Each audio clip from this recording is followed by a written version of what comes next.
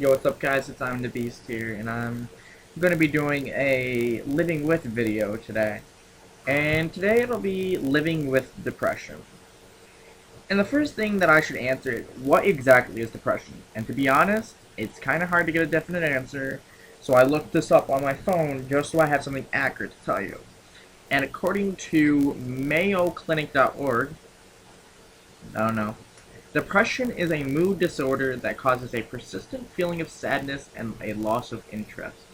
Also called major depression disorder, or clinical depression. It affects how you feel, think, and behave, and can lead to a variety of emotional and physical problems.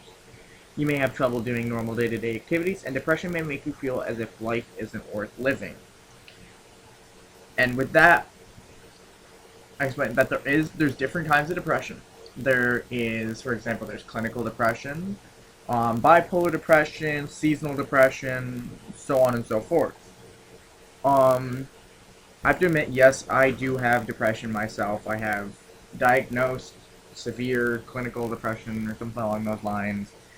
But I'm not going to make this video about me because this is about you and how you can overcome that day-to-day struggle. Yes, it is difficult. Living with depression is something, it is a day-to-day struggle. Some people are like, oh, just get over it, oh, it's okay, blah, blah, blah, blah. It's not something you can just get over, because it's a mental illness. You cannot just make it go away. It's just, you're not going to snap your fingers and it's going to be gone. It's there for you. I don't know, but in my opinion, I think it's there for you for life. But yes, there is medicine that's supposed to, like, dull the effects of it, I guess, or make it something along those lines. I'm not really sure. I'm not going to get into it because I'm not a doctor. And will never be a doctor. But on with how you can overcome that day-to-day struggle. Really, just starts off in the morning. First things first, in the morning, wake up. What's the first thing you should do? Make yourself smile. You want to start your day with a smile. It can be forced or it can be real. But that's the way to start off your morning, is with a smile. Heck, get up, look out the window. Look at how beautiful it is outside. Let that be your inspiration to smile.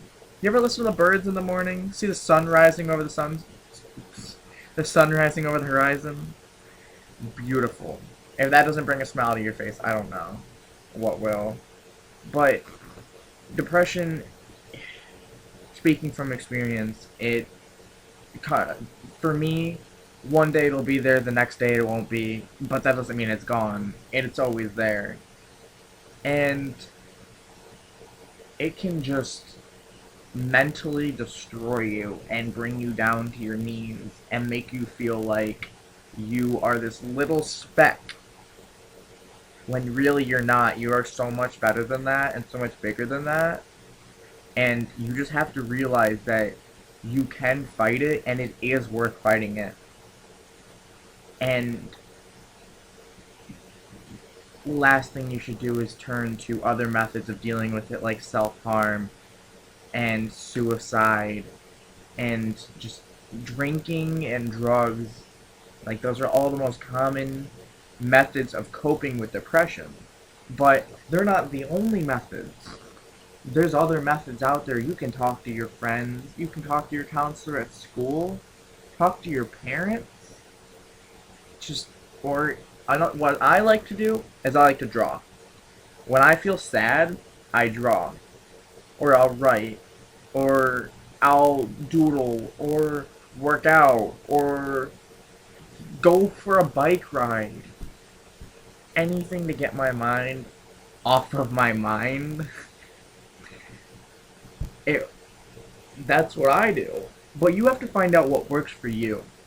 You have to find out what gets your mind off of your mind, if that makes sense. It makes sense to me, but you have to know what I mean by that. But really, it's up to you whether or not how you let it affect your life. Yes, it can be crippling. Yes, it will be difficult. Yes, it will not be easy. But if you really set your mind to it and you are determined enough, you can feel so much better about yourself and actually feel like you have a chance. Because I used to think that I was never going to go anywhere in life. I was going to die alone. I was going to be sad and etc. forever. And I started to think, you know what? I need to have more hope in myself. I need to have more faith in myself. And I just started just changing my outlook on life. I started looking at stuff in a more bright way, a more like I started looking for the silver lining in everything. Yes, I would get upset very easily because that is just part of how my depression is I get upset very easily. And if I don't get upset, it's either I get upset or I get depressed. It's usually a 50-50 chance with me. And to be honest, I'd rather get depressed than get angry because I get scared that I'm going to hurt someone. Not physically, but emotionally, which is a trigger for me. Which is pretty much so my depression, like, I don't know what I was trying to say with that, but everyone has their own triggers. There's really no common trigger for depression, but once you figure out what your trigger is, it is that much easier to start doing something about it and changing how it affects you. Yes, you know you cannot make it go away. Not unless you're some wizard or something, but you can fight it. And you are stronger than it because you cannot be stronger than you. Like, no, your brain is only as strong as you are. Like, I don't think I said that right. Never, forget that. Forget that part. I said that wrong. But really, it's just up to you how you live your life and how you let oppression affect you. Because it's something that's going to be with you for a long time, most likely. I hate to break it to you. It's not something that's easily conquered. It's a mind-crippling disease, I guess. I mean, because that I know of, it is a genetic thing. So if you have it, there is a chance that you'll pass it on to your children. That is definitely something to discuss with your significant other.